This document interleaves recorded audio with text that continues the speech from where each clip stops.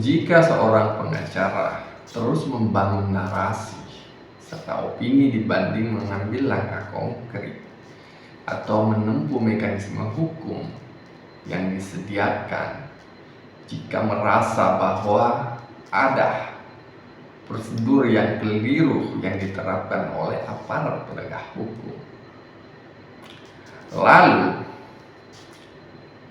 apakah hal ini masih bisa dilihat sebagai untuk memperjuangkan keadilan atau justru hanyalah strategi pembenaran?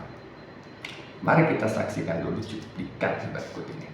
Gimana sih? Masa peristiwanya udah dihentikan kemudian tetap dilanjutkan? Nah, kalau tetap dilanjutkan berarti lagi-lagi saya tegaskan ini tidak ikut SOP atau ikut hukum acara pidana baik yang lama maupun yang baru. Tetapi apa? Ikut kehendak Joko Widodo. Enak sekali dia. Dari cuplikan tadi, kita tentu bisa menilai sendiri bagaimana Kozinuddin membangun narasi KUHP Solo ini yang sudah sejak lama terus diulang-ulang, seolah jika perkara ini berlanjut ke tahap P21 atau persidangan, maka aparat penegak hukum dianggap sedang bekerja di luar aturan. Padahal dalam hukum pidana, sah atau tidaknya sebuah perkara ditentukan oleh alat bukti, unsur pidana, serta penilaian hukum dari penyidik dan jaksa, bukan oleh opini siapa yang paling keras berbicara di media. Nah, disinilah kita tentu perlu berpikir jernih.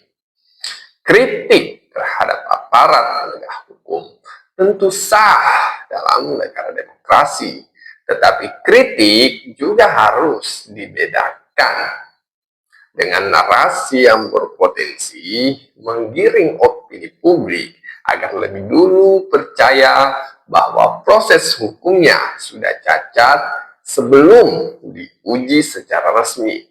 Karena kalau narasi seperti ini terus dimainkan tanpa pembuktian formal, dampaknya bisa sangat besar. Masyarakat bisa makin kehilangan kepercayaan terhadap institusi hukum itu sendiri. Polarisasi antar kelompok bisa makin tajam.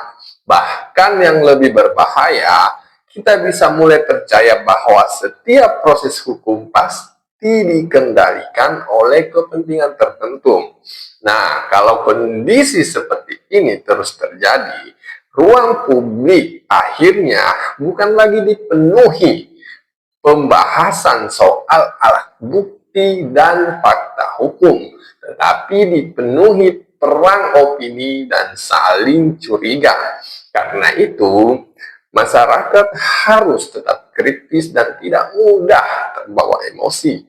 Dengarkan semua pendapat, termasuk kritik terhadap aparat, tetapi jangan langsung menganggap semua narasi sebagai kebenaran mutlak sebelum diuji melalui mekanisme hukum yang sah.